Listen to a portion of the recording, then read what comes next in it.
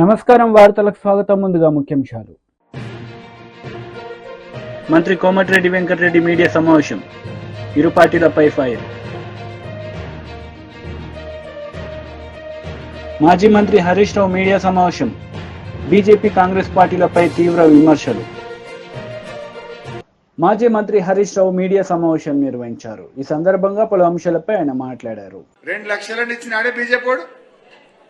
10 ఏళ్ల బీజేపీ పాలన నిరుద్యోగం పెరిగింది, పేదరికం పెరిగింది, ఆకలి పెరిగింది, వలసలు పెరిగినాయి, రూపాయి విలువ తగ్గింది, ధరలు పెరిగినాయి. పెట్రోల్ డీజిల్ 100 రూపాయలైంది, సిలిండర్ 1000 రూపాయలైంది. అదానీ అంబానీ మాత్రం ప్రపంచ కుబేర్లైంది. గరీబోడికి ఇంత గరీబోడైండు. అదానీ అంబానీ మాత్రం ప్రపంచ కుబేర్లైంది. ఇది మోడీ గారి పాలన, ఇది బీజేపీ పాలన. ఏమిచ్చింది బీజేపీ? మా గిరిజనులకు ఒక పైసా పనిచేసిందా? మా దళితులకు రూపాయి పనిచేసిండ్రా? మా బీసీలకు మంత్రిత్వ శాఖ పెట్టిండ్రా? విదేశాల్లో నల్లధనం తెచ్చిండ్రా? నిరుద్యోగ యువతకు ఉద్యోగాలు ఇచ్చిండ్రా? మాటలు తప్ప ఏం లేవు. కేసీఆర్ కట్టలేదా యాదాద్రి గుడి? మనం దేవుణ్ణి రాజకీయాల కోసం వాడినామా? దేవుణ్ణి దేవుడిలాగా చూసినాం. దేవుడు అందరి వాడు. కాంగ్రెస్ వాడు మొక్తాడు, బీఆర్ఎస్ వాడు మొక్తాడు, బీజేపీ వాడు మొక్తాడు. దేవుడికి పార్టీ ఉండదు. దేవుడు అందరి వాడిగా చూడాలి. నువ్వు పేదలకేం చేసినావు, యువతకేం చేసినావు అనేది మనం చూడాల్సినటువంటి అవసరం ఉంది. ఇవాళ కాంగ్రెస్ వాళ్ళు మేము అంగన్వాడీలో జీతం పెంచుతామన్నారు, సప్పులు లేదు. కస్తూర్బా స్కూల్ టీచర్లను రెగ్యులరైజ్ చేస్తామన్నారు, ముచ్చట నేర్పు లేదు. అన్ని మాటలే. అవుట్ సోర్సింగ్ వాళ్ళని కూడా పర్మనెంట్ చేస్తామన్నారు, దాని గురించి మాట్లాడే పరిస్థితి లేదు. అంటే ఆ రోజు ఏదో వెనకటికో సామెత ఉంటుంది, 100 అబద్దాలు ఆడన్నా పెళ్లి చేయమన్నారు వెనకటికి. కానీ కాంగ్రెస్ వాళ్ళది ఎట్లుందంటే 100 అబద్దాలు చెప్పు, కుర్చీలో కూర్చో, గద్దెనెక్కు. ఇది వీళ్ళకి చక్కగా సూట్ అవుతుంది ఈ సామెత. ఎన్ని 420 హామీలు చెప్పారు, 420, కానీ ఏ ఒక్క హామీ అమలవుతున్న పరిస్థితి లేదు. విద్యావంతులు, మేధావులు దయచేసి ఆలోచించండి. కుట్రలు జరుగుతున్నాయి. హైదరాబాద్ ను జాయింట్ క్యాపిటల్ గా ఇంకో 10 ఏళ్లు పెంచుతారట. ఇంకా ఆంధ్రాకు మనకు పొత్తు పెట్టరు, ఒప్పుకుందామా? హైదరాబాద్ ను కేంద్ర పాలిత ప్రాంతం చేస్తారట, ఒప్పుకుందామా? మరి తెలంగాణ తెచ్చిన కేసీఆర్ కో బీఆర్ఎస్ కో మన తెలంగాణ మీద ప్రేమ ఉంటుంది తప్ప ఈ బీజేపీ వాళ్ళకు, ఈ కాంగ్రెస్ వాళ్ళకు ఉండవు. వాళ్ళకి రాజకీయం, వాళ్ళది అధికారం, కానీ మనది తెలంగాణతో పేగు బంధం, తెలంగాణతో ఉద్యమాల బంధం ఈ బీఆర్ఎస్ పార్టీది. మన మానుకోటలు ఆ రోజు బుల్లెట్లు పడుతుంటే కూడా, రక్తాలు గారుతుంటే ఎదురుగా నిలబడ్డది నేను నిలబడ్డా, మీరు నిలబడ్డారు. వీడోడు ఉన్నాడే కాంగ్రెస్ వాడు.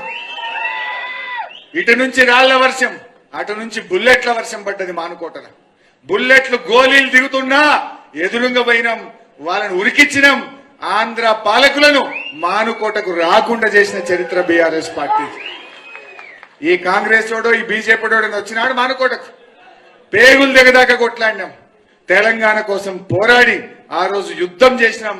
తెలంగాణ రాష్ట్రం తెచ్చినటువంటి పార్టీ. బీజేపీ లీడర్ మీడియా సమావేశం నిర్వహించారు. ఈ సందర్భంగా పలు అంశాలపై ఆయన మాట్లాడారు. సరిదిద్దుతారో చేయాల్సినటువంటి బాధ్యతాయుతమైనటువంటి పదవిలో ఉన్నటువంటి ఉత్తమ్ కుమార్ రెడ్డి గారు ఈరోజు దిగజారి పోలీస్ కంప్లైంట్లు పెట్టి ఇప్పుడే జగ్గారెడ్డి గారితో కూడా ఒక స్టేట్మెంట్ ఇప్పించారు. జగ్గారెడ్డి గారి స్టేట్మెంట్ నేను చూశాను. నన్ను ఉత్తమ్ కుమార్ రెడ్డి గారు ఫోన్ చేసి బతిమలాడి నాతో ఒక ప్రెస్ మీట్ పెట్టమంటే నేను ప్రెస్ మీట్ పెడుతున్నానని చెప్పారు. పాపం జగ్గారెడ్డి గారికి సివిల్ సప్లైస్ మ్యాటర్లో జరుగుతున్నటువంటి అంశం మీద వారికి ఏం అవగాహన ఉంది? మీరు మంత్రిగా నేను చేసినటువంటి ఆరోపణలు, నేను సంధించినటువంటి ప్రశ్నలకు సమాధానం మీరు చెప్పాలి. నేను ఒక ప్రజాప్రతినిధిగా, భారతీయ జనతా పార్టీ శాసనసభ పక్ష నేతగా ఆధారంతో సహా నేను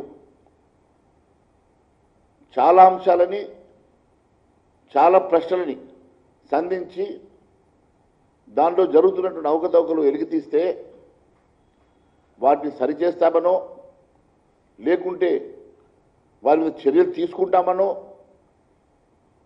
చెప్పాల్సినటువంటి మీరు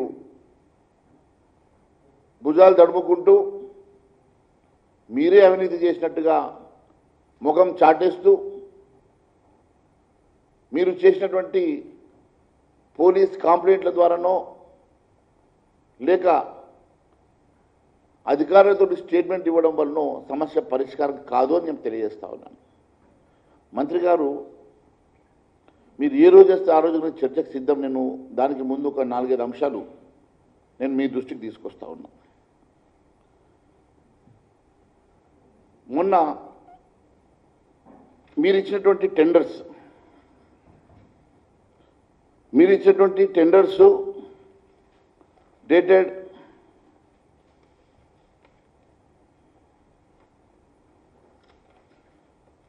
25 జనవరి 2024.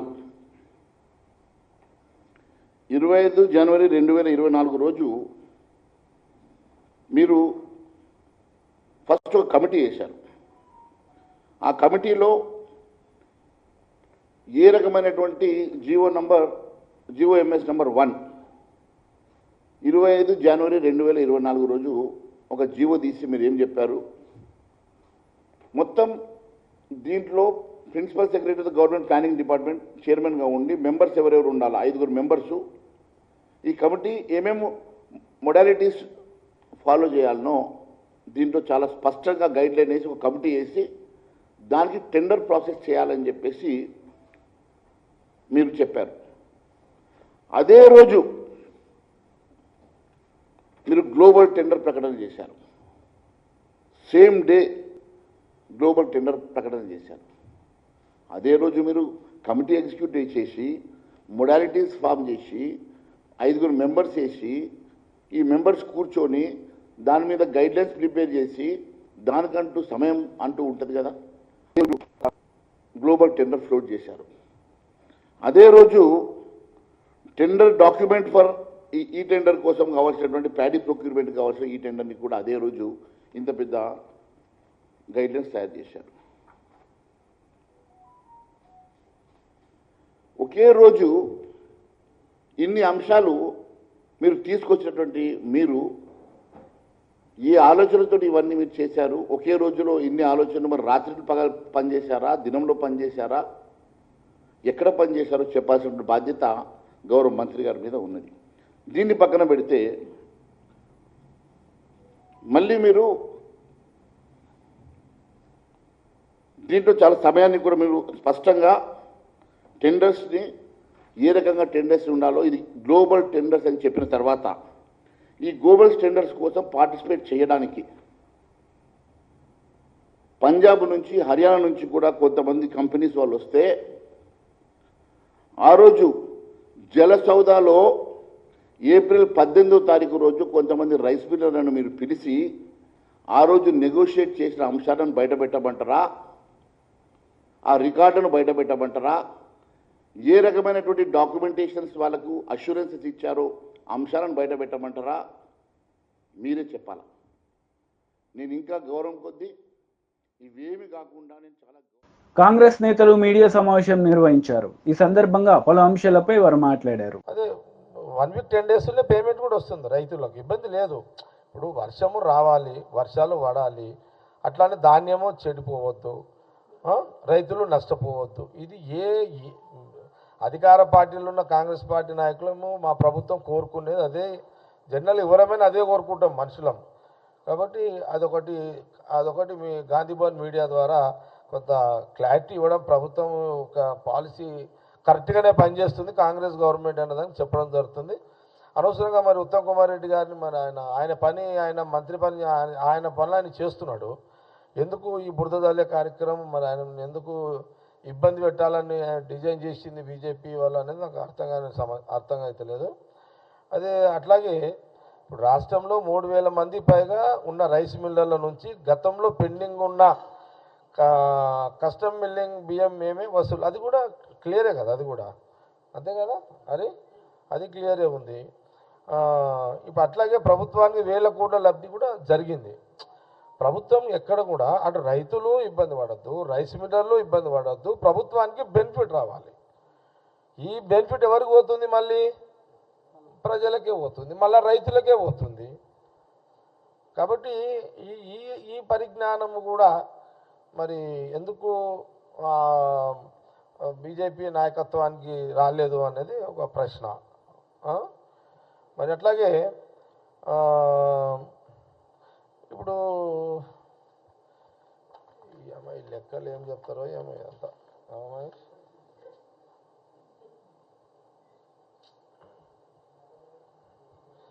ఇప్పుడు పాపం ఇప్పుడు మరి ఎందుకు ఉత్తమ్ కుమార్ రెడ్డి గారిని మళ్ళీ బీజేపీ వాళ్ళు టార్గెట్ చేస్తుండు, Maheshwar Reddy CLP flow leader మరి ఎందుకు ఆయన టార్గెట్ చేస్తున్నాడో నాకు అర్థమవుతలేదు. మరి ఎందుకు కోపం వచ్చింది మహేశ్వర్ రెడ్డికి ఉత్తమ్ కుమార్ రెడ్డి మీద కూడా అర్థమవుతలేదు నాకు అది. ఎందుకంటే వాస్తవాన్ని కూడా ఉత్తమ్ కుమార్ రెడ్డి చాలా క్లీన్ లీడర్ కదా, వైట్ పేపర్ లాంటి వాడు ఉత్తమ్ కుమార్ రెడ్డి. వైట్ పేపర్ లాంటి వాడి మీద అదేమంటారు ఇంకు చల్లి ఆ వైట్ పేపర్ని ఎందుకు ఖరాబ్ చేయాలని మరి చూస్తున్నారు బీజేపీ నాయకత్వం, ఫ్లో లీడర్ మహేశ్వర్ రెడ్డి గారు. నాకు కన్ఫ్యూజ్ అవుతున్నాను నేను కదా. వైట్ పేపర్ మీద ఎందుకు ఇంకు చల్లుతున్నారు? ఓకే, పాయింట్ క్యాచ్ చేసిరా? వైట్ పేపర్ అంటే ఉత్తమ్ కుమార్ రెడ్డి, ఇంకెందుకు చల్లుతున్నారు? ఎందుకు మరక ఎందుకు వేస్తున్నారు? మరకలేని పేపర్ మీద మరకెందుకు వేస్తున్నారు? మరకలేని నాయకుడి మీద మరకెందుకు వేస్తున్నారు? మరి ఎందుకు అవసరం లేదు కదా అనేది కాంగ్రెస్ పార్టీ కొంత ప్రశ్నిస్తున్నది, బీజేపీ ఫ్లో లీడర్ని కూడా ప్రశ్నిస్తున్నది. ఇప్పుడు ఎందుకంటే చాలా సీనియర్ నా శాసనసభ్యుడు, 6-7 సార్లు ఎమ్మెల్యే గెలిచిండు, ఆనాడు ఆయన మినిస్టర్గా క్యాబినెట్లో పనిచేసిండు కిరణ్ కుమార్ రెడ్డి గారి గవర్నమెంట్లో ఉమ్మడి రాష్ట్రంలో. మరి సరే అది ఓకే, కానీ పిసిసి అయిపోయింది. కానీ ఇప్పుడు ఒకసారి పార్లమెంటు ఎంపీగా ఢిల్లీలో ఆయన పాత్ర ఏందో మనం అందరం చూసినాము. ఇప్పుడు మినిస్టర్గా major irrigation minister, civil supply విన్నారా? కాబట్టి కొంత దీన్ని కూడా ప్రజలు ఆలోచన చేయాలి. ఈ తెల్ల కాగితం ఇంకు జల్లుతున్న మహేశ్వర్ రెడ్డి గురించి ఆలోచన చేయాలనేది కొంత కాంగ్రెస్ పార్టీ చాలా చెప్తుంది.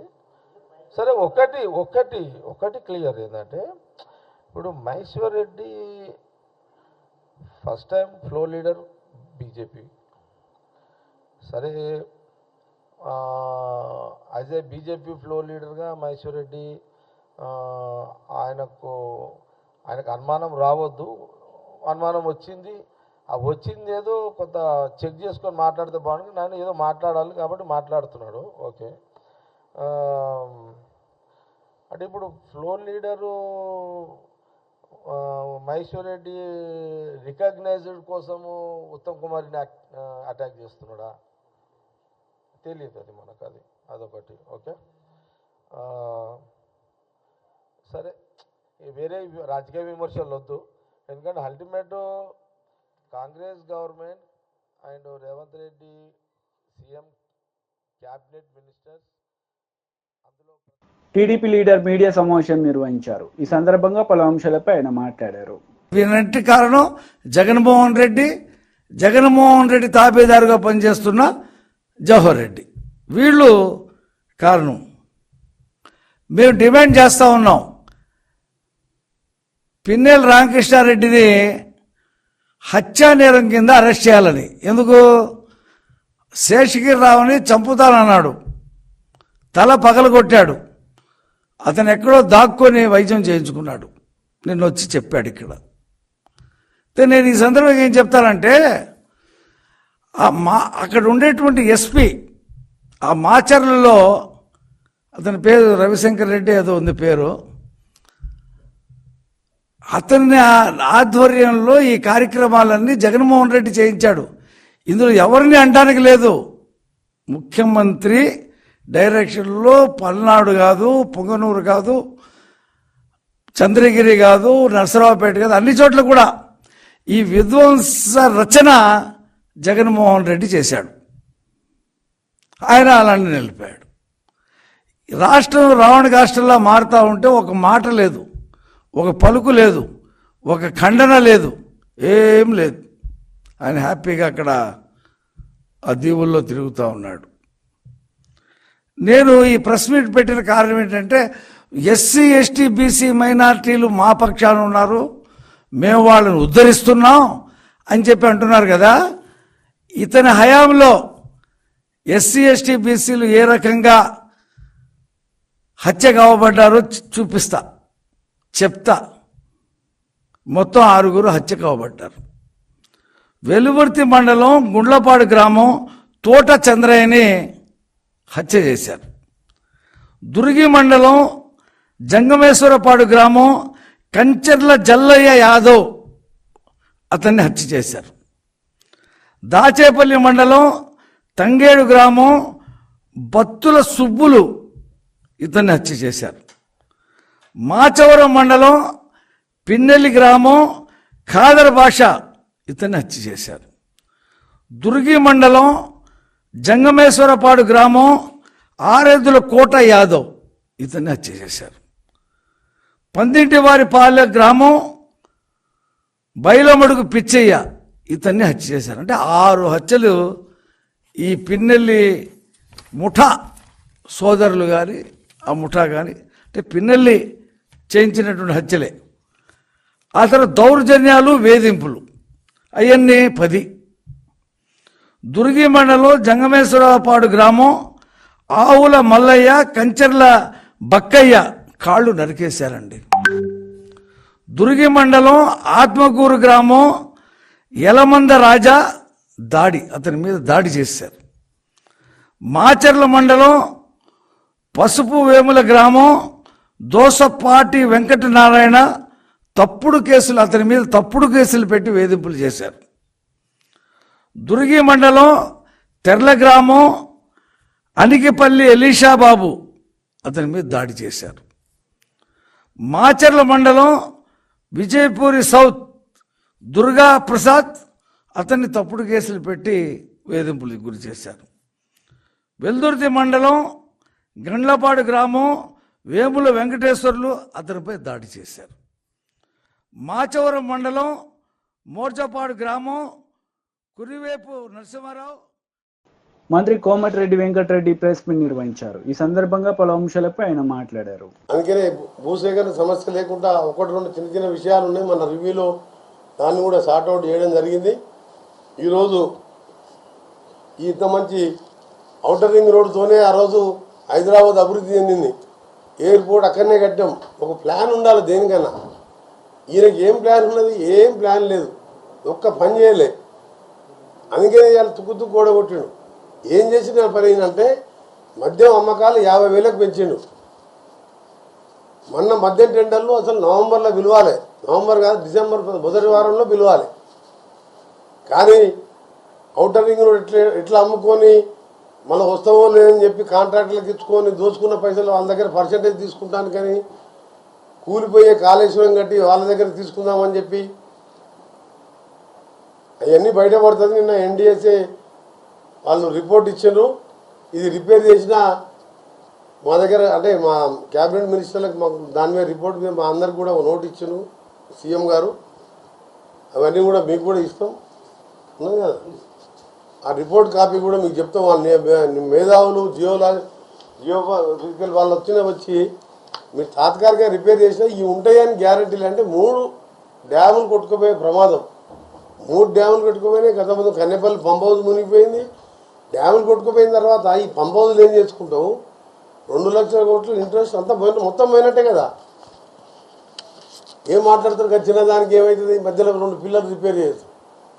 అక్కడికి వెళ్ళి దేశంలో ఉన్న మేధావులందరూ వచ్చి గవర్నమెంట్ ఆఫ్ ఇండియా మేము పంపలే, మీరు తాత్కాలికంగా రిపోర్ట్ చేసినా ఉండవు, మాకు నమ్మకం లేదు అని ఖరాఖండిగా రిపోర్ట్ ఇచ్చింది మాకు.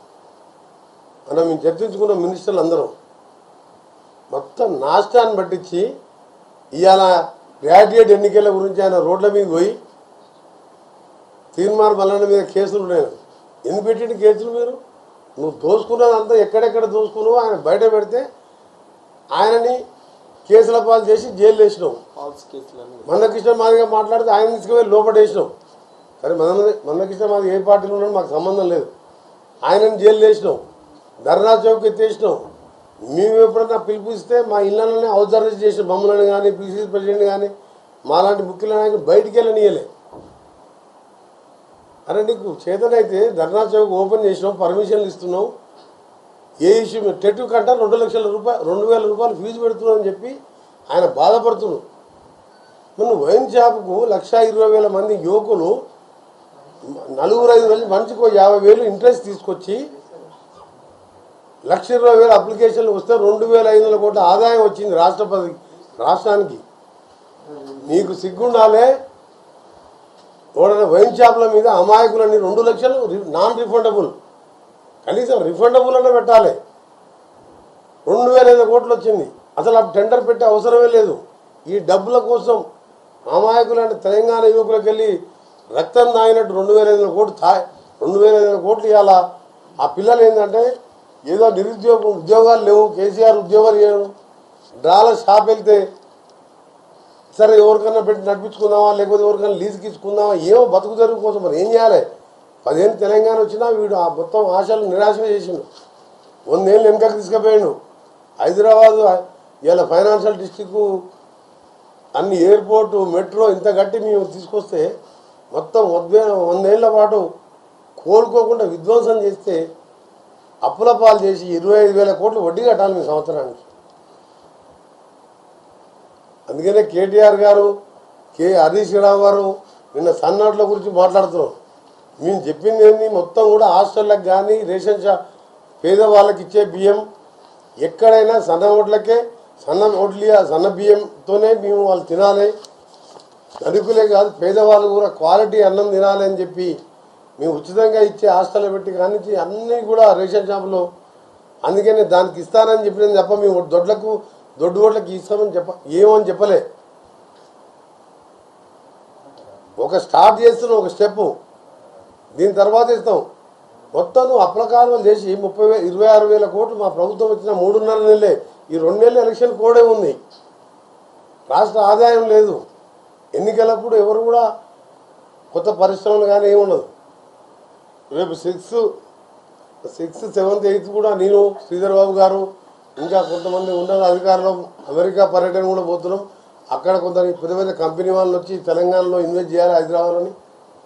దాంతోపాటు ఈ తెలంగాణ తెలుగు అసోసియేషన్ సిఆర్టీలో జరగబోయే 25th, 26th జరగబోయే 7th కన్వెన్షన్ కూడా చీఫ్ గెస్ట్గా ఈరోజు నైటు అంటే రేపు ఎర్లీ మార్నింగ్ 4 గంటలకు నేను కూడా అమెరికాకు పోతున్నాం 2 days కోసం. మళ్ళీ 27th రోజు నైట్ వాపసు రావడం జరుగుతుంది. అలాగే ఇప్పటికే మా తీర్మాన బలాన్ని గెలిపించాలని మా దగ్గర ప్రచారం కూడా బూత్ లెవెల్లో మన ఎంపీ ఎన్నికలు అప్పుడే ఈ ప్రచారాన్ని కూడా మొదలుపెట్టాం. తప్పకుండా గ్రాడ్యుయేట్ ఎన్నికల్లో వీళ్ళు ఎన్ని మాట్లాడినా ఎవరు లంగలు, ఎవరు దొంగలు, ఎవరు ఎక్సైజ్ దాంట్లో దోసుకున్నారు. వార్తలు ముగించే ముందు ముఖ్యాంశాలు మరోసారి. మంత్రి కోమటిరెడ్డి వెంకటరెడ్డి మీడియా సమావేశం, ఇరు పార్టీలపై ఫైర్. మాజీ మంత్రి హరీష్ రావు మీడియా సమావేశం, బీజేపీ కాంగ్రెస్ పార్టీలపై తీవ్ర విమర్శలు. ఈ వార్తలు ఇంతటితో సమాప్తం. తిరిగి ప్రసారమయ్యే వార్తల్లో మళ్ళీ కలుద్దాం. అంతవరకు సెలవు. నమస్తే.